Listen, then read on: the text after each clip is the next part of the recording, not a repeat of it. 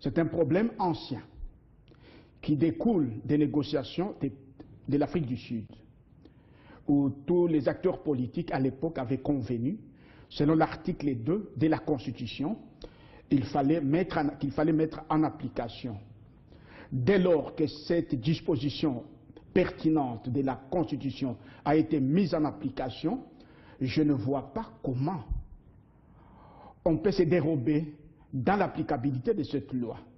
Sinon, au Katanga, tout le monde, sinon en majeure partie, tout le monde accepte les découpages. Au Katanga, des acteurs importants de la scène politique de notre pays prônent le fédéralisme qui implique justement la gestion de la chose publique près de la population. Et cette nouvelle, comment ils l'ont accueilli, ces acteurs politiques, surtout les fédéralistes, si ce n'est pas une question taboue? Je pense que pour le moment, on ne peut pas aller directement tout droit vers le fédéralisme. Je pense que les lois de la République sont claires. Le Katanga n'est pas du reste ou en marge des lois de la République. Nous sommes dans la République, les dispositifs nous permettent d'évoluer comme tels. À ce titre-là, nous pensons que le découpage, c'est une bonne chose dans la mesure où nous venons de passer au Katanga 8 ans de gestion calamiteuse.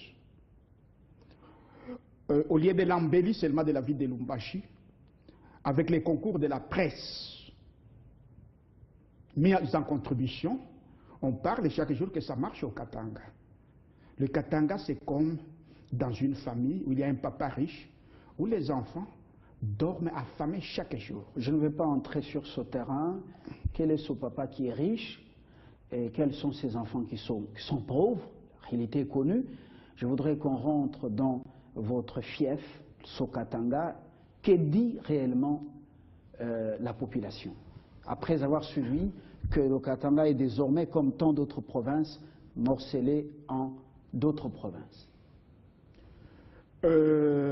Sincèrement, j'ai écouté les opinions, j'ai interrogé la population, j'ai écouté l'intérieur. Tout le monde, de ce point de vue, tout le monde est d'accord avec le découpage. Même les modalités pratiques, les préalables pour les modalités pratiques peut-être vont suivre, mais tout le monde est d'accord avec le découpage, puisqu'il pense quand même à ce niveau-là, on peut se développer. Par exemple, tout était concentré à Lubumbashi. Les minerais exploités dans le Nord Katanga étaient bancarisés au niveau de Lubumbashi seulement, qui ne profitaient pas à l'intérieur. L'agriculture florissante, par exemple du Nord, tout était centralisé toujours à Lubumbashi. Ça favorisait l'épanouissement de l'économie de Lubumbashi. Alors dès lors qu'on va décentraliser l'intérieur, et chaque district aura par exemple son chef-lieu des banques avec les institutions connexes, moi je pense que c'est une bonne chose. Ça va commencer à favoriser le développement, on va rapprocher la gestion administrative, la gestion économique de la population vers les administrés. Alors je pense que de ce point de vue, que c'est une bonne chose.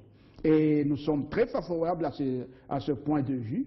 C'est question tout simplement de mettre le moyen à la disposition de ces nouvelles provinces pour que ces nouvelles provinces puissent s'épanouir. Je reviens à vous. Je dois rappeler les titres de l'actualité ce mercredi soir. Je reviens à vous, monsieur le député national. Vous parliez de l'émigration vers le développement.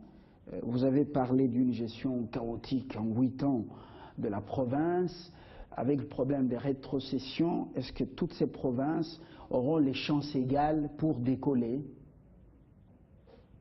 Donc, dans le cadre de la solidarité nationale, par rapport aux finances publiques de l'État, même dans la nature, tout le monde n'a pas les mêmes chances, même dans la famille. Chacun s'épanouit selon ce que Dieu a destiné en lui. Alors, ça sera la même chose même avec les provinces. découpé. Mais ce qu'il faut commencer quelque part, Il faut la volonté politique. Or, nous pensons qu'en ce niveau ici, il était difficile de développer un pays aux dimensions continentales dans les contextes d'une gestion centralisée en outrance. Effectivement, la gestion de 8 ans n'a pas été distributive au niveau du Katanga. Il faut sortir seulement à 10 km de Lubumbashi. Vous verrez, c'est terrible, c'est misérable. Il faut voir la population dans la ville de Lubumbashi, c'est misérable. C'est la ville la plus obscure actuellement. Moi, je suis qu'il est la nuit. Je suis arrivé le lundi. C'est l'obscurité totale dans toutes les avenues de Lubumbashi. Ce qui vient de vous doit être pris au sérieux parce que vous êtes l'élu du Katanga, mais c'est extrêmement important quand ça sort de vous. Nous avons intérêt à vous écouter. Pourquoi ceci alors que vous avez été élu par la base pour défendre ses intérêts? Oui. Pourquoi vous n'avez pas interpellé, pourquoi vous n'avez pas contrôlé l'exécutif? Interpeller qui? Soyez précis. Bon, vous avez, entre autres missions, contrôler l'exécutif. Donc, d'abord, la gestion de la province, conformément à la loi de la libre administration des provinces, relève des institutions provinciales. Ça doit commencer que par là. Nous, en tant qu'institution nationale, l'Assemblée nationale, nous n'interférons pas dans la gestion de la province. Il relève de la compétence de l'Assemblée provinciale, des assemblées provinciales en général, qui ont failli à leur mission. Toutes les assemblées, même dans les provinces. Alors moi je pense d'abord, je voudrais souligner une chose. Avant qu'on puisse passer à l'installation des nouvelles provinces, le président de la République, avec le gouvernement, doit ordonner à auditer toute la gestion de toutes les provinces. Et vous allez constater, beaucoup de gouverneurs seront en prison. Pico Mwepu, on termine par là justement, c'est ce découpage avec de nouvelles provinces. Est-ce qu'il y a des infrastructures pour accueillir ces nouvelles structures? Oui, cela, c'est un problème effectivement, mais nous pensons dans les dispositions transitoires qui doivent accompagner la loi de mise en œuvre des modalités pratiques de l'installation de nouvelles provinces. On a prévu quelque chose, c'est-à-dire à 15 jours, on va donner une commission spéciale et cette commission se chargera de répartir le patrimoine mobilier, le patrimoine financier pour essayer de voir tant soit peu le développement de ces nouvelles provinces. Après, le gouvernement doit élaborer le budget pluriannuel pour 5 ans pour essayer encore de financer les infrastructures de base capables de pousser l'installation réelle des nouvelles provinces. Moi, je pense que c'est une bonne chose. Le gouvernement est responsable. Nous pensons que les choses vont se dérouler normalement. Et tout dépend toujours de la volonté politique. Sinon, j'ai lu la loi de programmation déterminant les modalités d'installation de nouvelles provinces. Je crois que c'est une bonne chose. Nous pensons que d'ici là, si on s'y met au travail, le pays va décoller. Et nous aurons un taux de croissance à des chiffres. Et notre économie, comme vous savez, notre économie est d'abord agricole. Et 80% de la population se trouve dans les milieux ruraux. C'est là où le gouverneur actuel, qui faisait que des propagandes sur la presse, au lieu de travailler sur l'ensemble de la province, sur toute l'étendue de la province, c'est là où il y a des problèmes très sérieux. Alors nous pensons à ce niveau-là, l'intérieur sera bien géré, on va gérer, intégrer l'industrie agroalimentaire pour permettre à notre pays de se développer. Pico Mwepu, je vous remercie pour ce soir d'être venu et d'avoir fourni quelques réponses à nos interrogations, à nos préoccupations. Vous l'avez dit, le Katanga entier n'est pas divisé sur cette affaire des découpages territoriales ou morcellement de la province en d'autres provinces. Vous avez dit que c'est une bonne chose, ça va favoriser l'émulation vers le développement et vous dites que l'espoir est permis. Merci d'être venu. Au revoir. C'est moi qui vous remercie, frère Fabien. Je remercie la population du Katanga. L'espoir est permis avec les découpages. Merci beaucoup. Dans quelques instants, on change de sujet. Mais nous restons en province. Nous quittons le Katanga pour le centre et dans une autre province, la nouvelle, le Sankuru. Voilà ce qui se trame dans le bon sens quand même.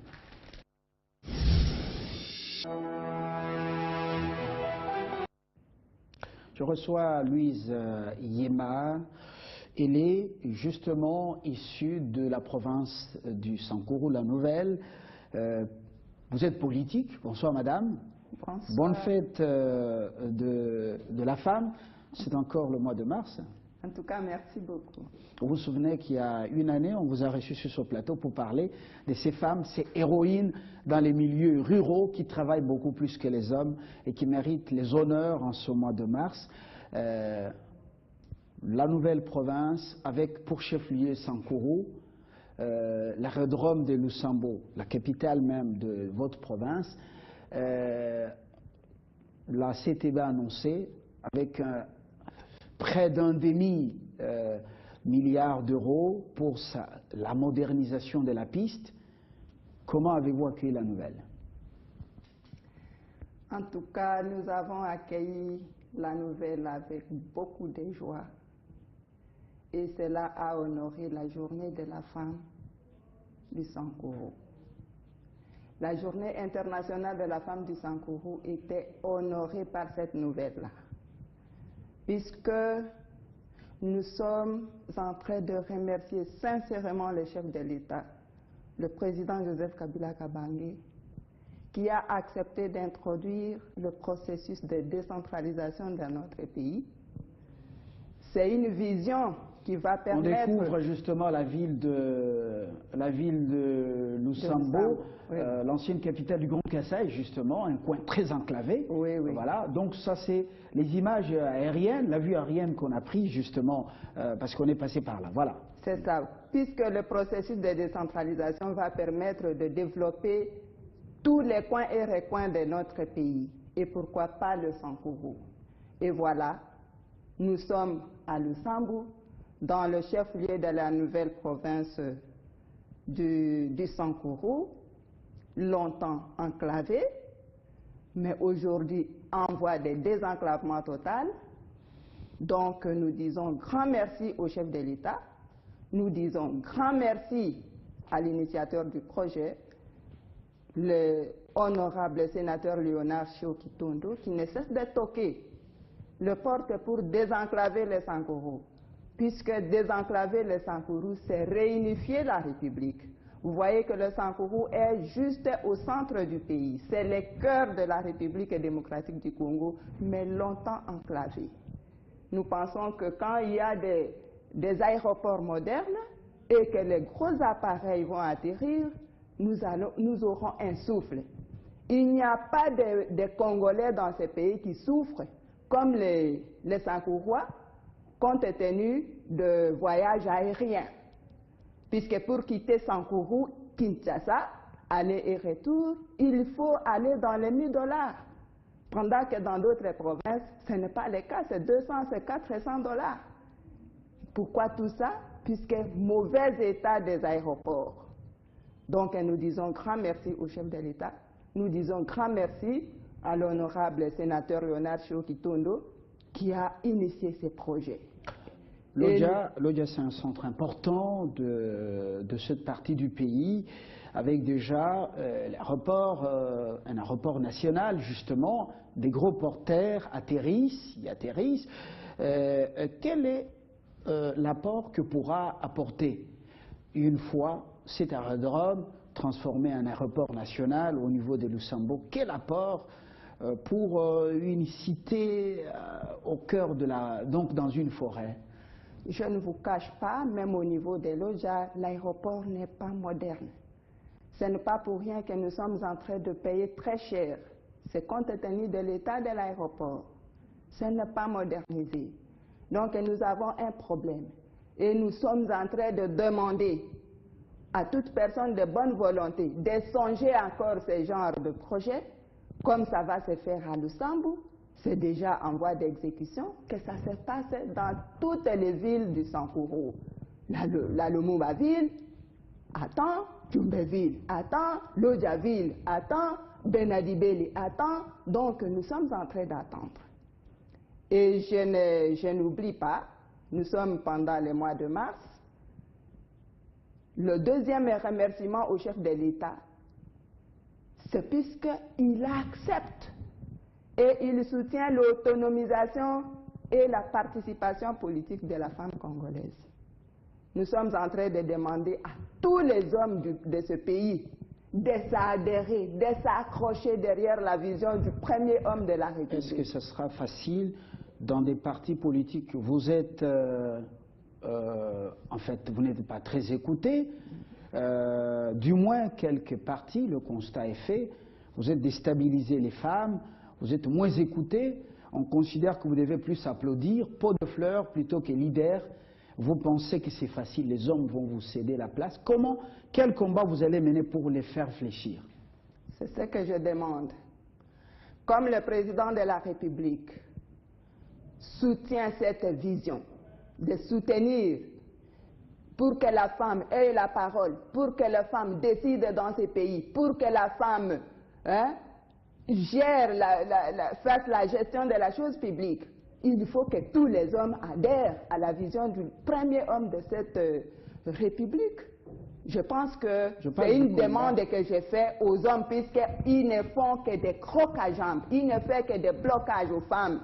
Ils ne font que des blocages aux femmes. Or, ils doivent savoir que la femme ne doit pas à tout moment pleurer.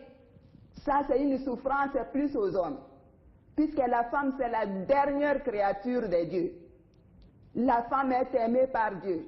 Et quand la femme pleure, c'est Dieu qui pleure. Donc, il faut que tous les hommes congolais sachent qu'il faut libérer la femme. Il faut permettre à la femme de parler. Il faut permettre à la femme de travailler. Il faut permettre à la femme de gérer. Justement, quel combat vous allez mener justement, à part cet appel, c'est une invitation, c'est un appel, oui. Quel combat vous allez mener pour faire fléchir les hommes? Parce que vous-même, dans des partis, vous acclamez les moulolos, vous imposez difficilement. Les combats, c'est-à-dire que nous faisons montrer à nos amis, aux femmes, que dans ces pays, nous sommes 52%. Nous pouvons dire que le Congo marche à gauche et ça marche à gauche, à droite et ça marche à droite. Et nous demandons aux femmes, comme nous sommes des électrices et nous sommes des candidates, que la voix de la femme passe à la femme. Merci. C'est ça. Louise Yema, vous venez du Sankourou profond où vous habitez, précisément Wembonyama, à côté de Lumumba-Ville, et puis vous êtes femme politique, vous êtes dans le PPRD, où vous vous débrouillez pour vous imposer. C'est pas facile, et voilà, merci, votre voix est passée, c'est votre moi. Vous avez salué l'initiative de la modernisation de l'aérodrome de Lusambo. Bonsoir. Merci beaucoup. Bonsoir. Après le journal, on se retrouve.